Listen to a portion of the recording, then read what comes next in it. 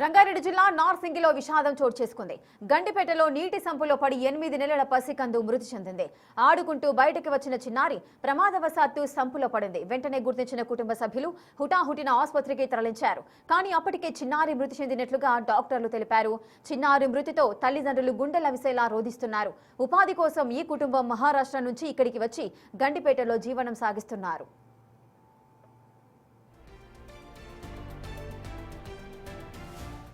Narsingi police station పరిధిలోని గండిపేటలో తీవ్ర విషాదం నెలకొంది.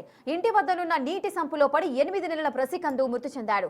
తండ్రి కూలి పనికి వెళ్లగా తల్లితో కలిసి నిద్రిస్తున్న బాలుడు మేల్కొని ఆడుకుంటూ వెళ్లి ప్రమాదవశాత్తు సంపులో పడిపోయాడు. 10 నిమిషాల తర్వాత గమనించిన తల్లి స్థానికుల సహాయంతో చిన్నారిని హుటాహుటిన ఆసుపత్రికి తరలించినప్పటికీ ఫలితం లేకుండా పోయింది.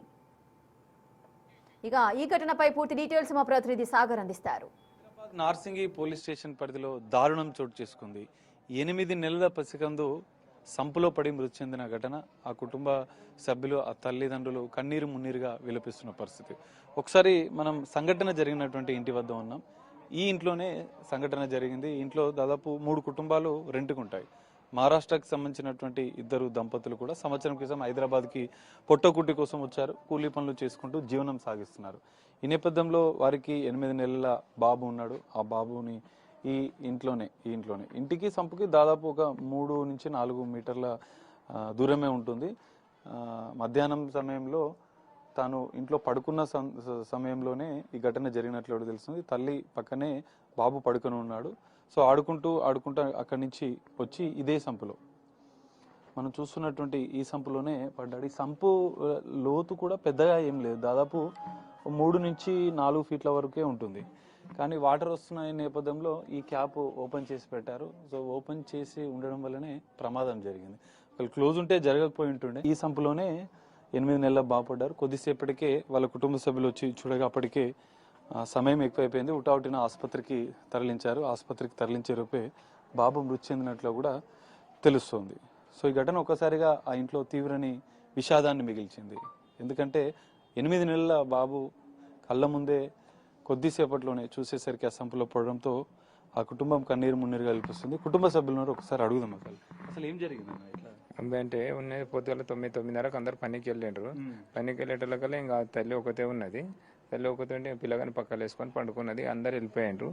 నల్ల నీళ్ళు వస్తున్నాయి. వాళ్ళు కొంచెం సంపు కుల్ల పెట్టేసిండ్రు. పనిలా పెట్టేటోళ్ళకల్లా ఆమె పిల్లగాని పక్కలు వేసుకొని పండుకున్న. ఆమెకు నిద్ర పట్టింది. చిన్నోడు మెల్లగా వచ్చి ఆడుకుంటూ వచ్చి లోపల పడ్డాడు. చూసినప్పుడు ఎవరు లేరేమో, ఎవరు లేరు. ఒక 10 నిమిషాలు అయినా చూసేటోళ్ళకల్లా పిల్లగాడు లోపల అయిపోయింది. హాస్పిటల్ తీసుకుపోతే నర్సింగ్లో ఎవరు పట్టలేరు. మా నాన్నకరం కూడా పెద్ద హాస్పిటల్ తీసుకొని పోయినాం. ఆడ పోతే వాళ్ళు మొత్తం ట్రీట్మెంట్ అంతా మంచిగా చేసిండ్రు. కానీ ఆడ ఏమంత ఇది కాలేదు. అయిపోయిందని చెప్పి తీసుకొచ్చి మళ్ళీ ఏసీ రూమ్లో పెట్టి పోలీసు వాళ్ళని తీసుకొచ్చి మొత్తం పంచనామా చేసి నిన్న సాయంత్రం నైట్ 12 గంటలకు తీసుకొని. సో ఇది పరిస్థితి. ఈ తరహా సంపులు ఒకవేళ ఉంటే హైదరాబాద్లో అనేకంగా చాలా ఇళ్లలో ఈ తరహా సంపులు ఉంటాయి.